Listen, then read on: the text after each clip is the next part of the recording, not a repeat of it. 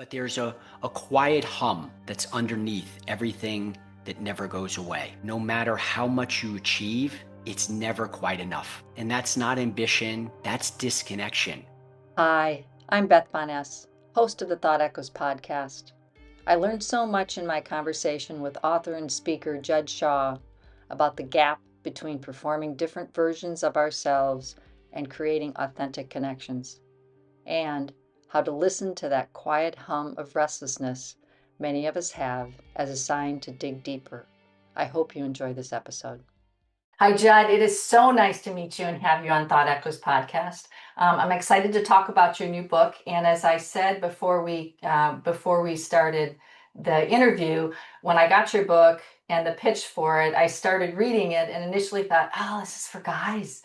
This is for guys." But then I thought, as I read it, it wasn't. And I also had this soft little voice in my head from when I was in corporate, high tech corporate. I can't tell you how many meetings, quote unquote, I had in my office with doors closed with guys talking about things that they would never talk about in the broader group. So I'm excited to kind of have this conversation publicly, and knowing it's a message for many people, but there's a special message that you do have for men. I'm excited. So with that, can you tell me what compelled you to write How to Live Authentically Now?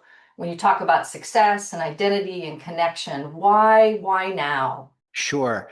Thanks for having me on, Beth. I really appreciate being here. I didn't decide to write a book. I decided to start to get out of survival mode. And once I started to, I realized that I had spent 40 something years performing a version of myself that had nothing to do with who I actually was. And so the book came out of really a simple question, which was if I had to learn all of this the hard way on my garage floor, what would I have wanted someone to hand me before it got that bad? You talk about your story is a very compelling story, and many people, authors, will talk about kind of what launched them into why they wrote the book, and you go into some excruciating detail Mm. about the moments that led up to that being on the floor in the garage. And so people can read all the detail there, but it may come forward, when we're talking here. But you talked about uncovering shame, and that really struck me in terms of how it quietly ran the show and how you believe that that's a premise that lots of us adults are resulting from Black communication, and we've got shame, all sorts of shame for all sorts of reasons. So can you elaborate on that some? Sure. I didn't recognize it as shame because shame doesn't look like weakness when it's running you. It looks like drive. And it took me to read a book by Dr. Abby Marono, Work in Progress was the book. And she described shame not as a character flaw, but as a survival signal. And the brain's way of warning you that you're operating alone. And because I believe that humans have never functioned better than they do together. And I sat with that and thought, that's exactly what I was doing. I was achieving great things at full speed and completely alone. A Ferrari, billboards across New Jersey, winning cases. That wasn't confidence. For me, that was my brain screaming at me that something was wrong. And once I could name it, it lost its power because shame thrives in the darkness. It survives in silence. But the minute you cast a light on it, it loses all of its power. And after reading that book and being able to identify that was the feeling, it was shame. You go through lots of, there's so many good tools in here because you share all, like you mentioned, the book, you share all these different techniques that on your journey to kind of figure what was going out, how to get past what you were going through, get on the other side of it. And so there are all sorts of really, really meaty things for people. And many of them I was familiar with. But you talked about the emotional suppression that people have, and that's what's making us unhappy. And so learning to release these stored emotions, which seems counterintuitive, but it was really effective to your healing. So can you talk about some of the different tools, or maybe which ones you still tap into now that you're mostly on the other side, because we're always a work in progress? We certainly are. And that's such a great question, Beth, because here's what I want people to understand about emotional suppression. I had written this entire book. I knew the research, I knew the work, I knew and understood the theory behind somatic healing and some of the techniques in dealing with emotional suppression and emotional regulation, as you pointed out. Um, but I still didn't have any idea of how much I was carrying. And it wasn't until I went through something called the Hoffman Process, where I actually went through it, not just understood it. And that started releasing things that I didn't even know were stored in my body. Feelings. Can you explain what that Hoffman process was? Yeah, sure. Hoffman is a week-long residential process. I believe they have locations all around the world, but primarily around here in North America. It's in Connecticut and California and Canada. I attended the one in Northern California. They have been around for about 50 years plus now, helped some 150,000 participants that have gone through this. There's no phones, there are no distractions. It's completely immersive. And at the core behind it is that most of us have been carrying emotions since childhood that we were never allowed to express. And not because we chose to suppress them, but I believe because it wasn't safe to feel them at the time. A child, for instance, in an unpredictable home doesn't get to fall apart. They survive. And it's that survival strategy that actually follows us into adulthood. So Hoffman helps to identify patterns that you developed in childhood that you've been carrying maybe even decades that show up in different ways, primarily in negative ways. And so part of that process is actually going back and finally expressing what couldn't be expressed then. And so it looks very unconventional from the outside. There's physical release work. You're using your body, your voice, things that would look really strange in a boardroom. But here's the thing: grief stored in the body doesn't respond to a spreadsheet. Mhm. It responds to being moved. And when you finally move it, something shifts that no amount of talking um, about it ever could. And so when I went through this Hoffman, um, it was interesting and started releasing things that were so stored. I mean, deep-seated pain and patterns developed from my mother and from my father, and from their mother and from their father. My body was literally having a physical reaction to the emotions that were finally moving through that had been locked in my body for decades. And so I think it was the second to last day of that week that I was there, my body broke out in full blown shingles. Mm. And beyond being as painful as that can be, I believe that that was the physical reaction to the emotions finally being moved. And you can't think your way out of that. Your body will keep the score, whether you're ready or you're not. And my body's response to that was shingles, which told me everything I needed to know about how much I had been holding on to from my childhood. Hmm. I know I just finished a intuition course with Hrund Gunstad-daughter, and one of the things I told her with this 4-week class was the fact that you read the book and you get the intellectual. You talk about the spreadsheets. It's like, I get it, I get it, I get it. But the immersiveness by taking these 4 weeks to kind of savor the different things that were written about so you could actually experience, and trying to let your body talk.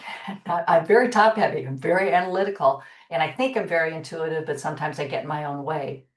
And so being able to listen to your body as a valid voice and a contributor to whatever you're going through, I think is a big piece that many of us, or I'll say type A personalities, have a tendency to kind of want to quickly analyze our way through, and get on to the next thing to be efficient, and get over it and whatnot. So, Yeah, um, totally. And there's also, to that point, um, a great compassion and thankfulness we can give to our intellect for thinking so hard and working so hard.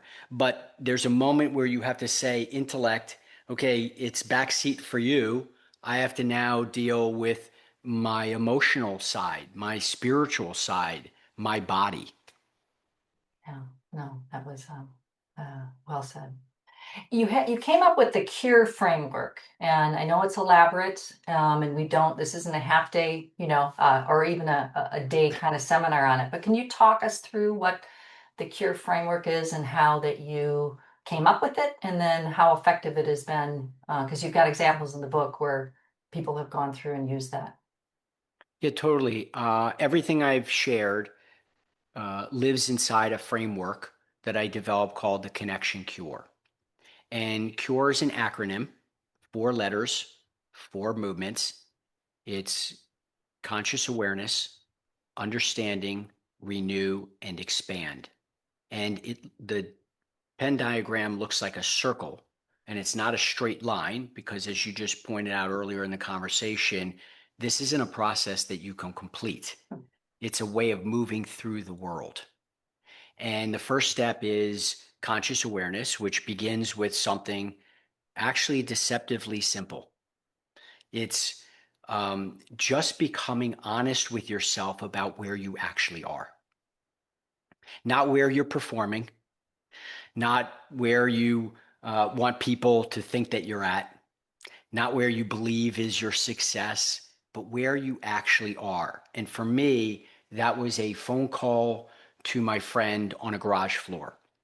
It was one moment of radical honesty after 40 something years of performing. And that single moment of authentic connection was more powerful than anything I had ever achieved in my life because for the first time, I was no longer alone with it. The other 3 steps, U is for understanding. Why do we disconnect? Some of the things we've been talking about, identifying perhaps the patterns, going into the childhood, the trauma. Gabor Mate famously says, the question is not why the addiction, but why the pain.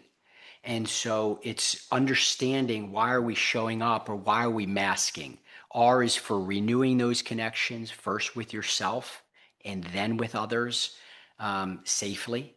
And then E is for expanding, which is outwardly in your relationships, your work, your community. And that's where the book lives. There's an entire journey between my phone call on the garage floor and actually knowing how to build authentic connections consistently. But what I can tell you is that you don't have to be fully healed to begin. I mentioned that you can start exactly where you are today. And I think that if that feeling resonates, if you recognize yourself in that line. That's not a coincidence. That's the part of you that already knows that something needs to change, and I think that's worth paying attention to. Mm. And I would also want to speak to your listener for a moment, um, particularly the one that mirrored me most, which was sometimes we think this conversation just isn't for us. They're successful, they're functional, they're showing up every day.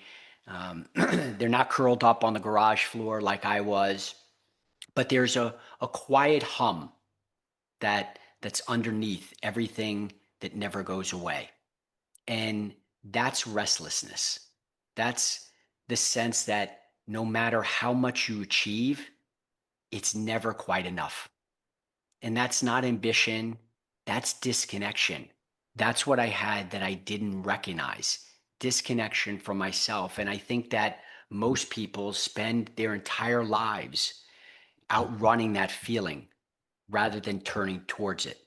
And the connection cure asks you to look inward and face it. I think the expansion part of the connection cure framework is the longest lasting impact of the work. And you've been very transparent in terms of your journey and your invitation to people to pause a moment, and see whether this resonates with them and is something that they would like to go through. Can you talk? There are a couple stories at the end of the book, so it's not just you. Mm. Although I will say that having you share so much, it's not that just that you research things that were done by other people and you're consolidating it, you're actually sharing your journey. It's on the page, you're bleeding on the page, so to speak. But then you also show how it's affected some other people. Can you talk about some of those other stories? Sure. One of them is the story of Richard Souza. Richard, I had met in rehab out in San Clemente, California. Rich and I bonded in rehab, and then we sort of went our separate ways. And he was in Florida, and there was a time where Rich and I got disconnected from each other. I had gone through this connection cure with myself first, obviously. I hadn't even written a book. I haven't even thought about putting out a book. And it was just about how I can begin addressing that quiet hum. And after I went through it, I thought to myself, well, I need to prove this could work for somebody else if I'm going to write about it. And so I call Rich up. And as it turns out, unbeknownst to me, at that very moment, Rich was thinking about ending his life. And whew, yeah. Um, and so he tells me that. And I said, can you hang in there a little longer? I'd like to do something with you that's worked for me when I got off the garage floor myself and was in the very place you're in. And I put Rich through the connection cure, and Rich is now thriving. He's thriving in his community. He's thriving in his family and how he shows up as a person himself. And now he's sharing the connection cure with other people. He's attended. He's lived in sober living for a while, and he's worked with the other men in his house doing the connection cure, which I just think is so unbelievable and to your point, the ripple that just continues and so such incredible. And I think the other one is about connection itself. What happens when we can make these connections? There's a great story about Brittany. Brittany was an Uber driver who came to pick me up and take me to an event. And it turns out that she just said, you have this really great positive energy and there's this connection about you. And I said, I'm going to this seminar about learning how to build a brand because I want to go and I want to try to build this. And she tells me about her story. And she used to be this singer and she was on American Idol. And she's in her Ugg boots and her look like what pajamas. And I said, and she says, well, she hit this spot in her life and now she's driving for Uber. I said, you gotta come with me. And she's like, nah, you're crazy. Look at me, how I'm dressed. I said, no, nobody cares. Nobody cares. Come with me to the conference. I'll sneak you in. And I certainly did. She stopped there. We went to the conference. We had lunch together. And then she lets me know a few days later she quit Uber driving and went back to singing. She ended up singing at the NFL playoff, the national anthem for the NFL playoff game. She released a platinum record, and then I got in my mail a wedding invitation, and I attended Brittany's wedding. I mean, starting from just clicking the Uber app to creating that, which is That's just, I mean, crazy. That is right, crazy. Talk about a right, ripple effect. right, My yeah, God. yeah. And there's a couple of other stories like that in there. Yeah. uh, there is a sec going back to the beginning when I mentioned that when I originally had read about the book and saw that it was talking to men, and then reading it, it's not just for men, and so there Mm. were some juicy bits in it. But you explained that at the end of in the editing process that you added that last chapter directly to men. So can you share more why you did that and what kind of response you've gotten? That is such a great question. That's because the original version of the book did not include the chapter to men. And in Alcoholics Anonymous, in the big book, there's a chapter called To the Wives.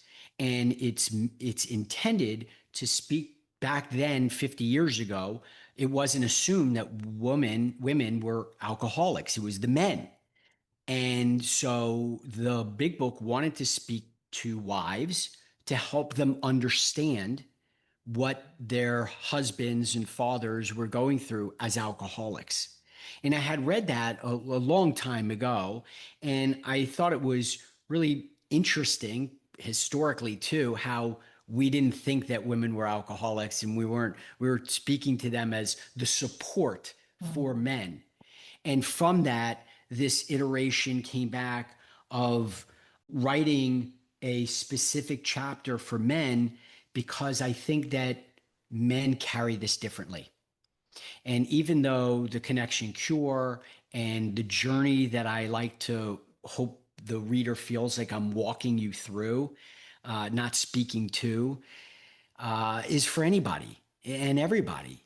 But worse is that men, I wanted to dedicate a chapter to them so that they could feel what I was saying and resonate and relate to it in a way that didn't feel ooey, didn't feel weak, because I grew up with the dad who said get up, don't cry, man up, and how I carry that. And when I realized that we were taught that asking for help was weakness, and so we got really, I think men got really great at performing. We are fine, and I wanted to break through that armor.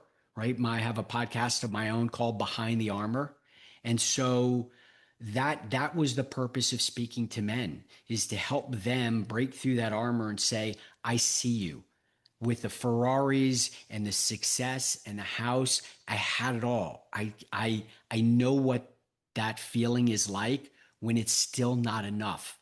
And I want you to understand you're not alone. I can envision you as kind of a version of the Lincoln lawyer when you come out of jail and you've got like my pictures on the billboard.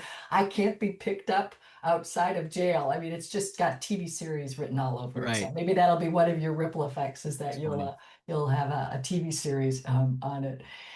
With the listeners, with the time that we've got left, if listeners who want to learn more about how they can start a reflective process, kind of listen for the hum and have more authenticity in their relationships, where would you recommend that they start? Just start with one honest conversation. It doesn't have to be a big declaration, not a complete overhaul of your life. Just start with one person and say something true that you would normally keep to yourself. That's it. Because authenticity isn't a personality trait that you either have or you don't have. It's a practice, and it starts with one rep. If you want a companion for that journey, I'm here. Something that walks alongside you rather than talks at you. That's exactly what I tried to write.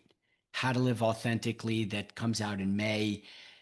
It's built for the person who knows something needs to change, but doesn't know where to begin. You don't have to hit the garage floor to find something in it. You just need that quiet feeling that there's more available for you in life than you're currently experiencing. And I actually made a short video. It's a book trailer. It's on my website at juddshaw.com, and it's built around a parable that opens the book, and it's called A Man in the Hole. And what happens is a man falls into the hole. The walls are so steep he can't get out. A doctor passes by. He shouts out for help. The doctor writes a prescription, throws it into the hole, and moves on. A priest walks by. The man yells up for help. The priest sees him, writes a prayer, throws it down in the hole, and moves on. And then finally, a stranger walks by and he shouts, "Help, can you help me?" And the stranger jumps into the hole. And the man says, "What are you doing? Now we're both down here, stuck in this hole." And the stranger says to him, "Yeah, but I've been down here before and I know the way out." And so if you've ever felt alone in your story, I hope the pages of this book remind you that you're not. That's a delightful way to wrap it up. Thank you so much, Judd. I'll make sure that all the contact information, I'll probably put the link to that short video in there too. So thank you so much. Thanks for having me on, Beth. Thank you for listening. If you enjoyed this episode of the Thought Echoes podcast, please consider subscribing, leaving a review, or sharing with a friend. It helps get the word out. Until next time, keep exploring the echoes that shape your world.